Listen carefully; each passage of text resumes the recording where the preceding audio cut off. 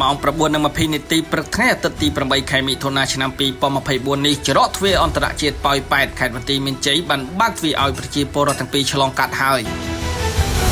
ខេត្តបន្ទាយមានជ័យនៅព្រឹកថ្ងៃអាទិត្យទី 8 ខែមិថុនាឆ្នាំ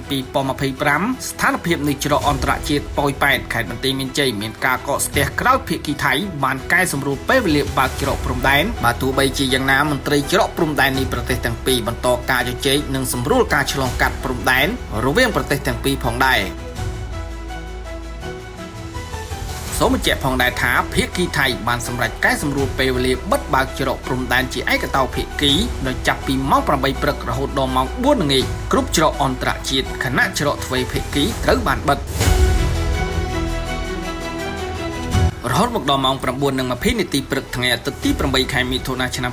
2025 នេះច្រកព្រំដែនអន្តរជាតិប៉ោយប៉ែតខេត្តបន្ទាយមានជ័យបានបើកទ្វារឲ្យប្រជាពលរដ្ឋទាំងពីរឆ្លងកាត់ហើយ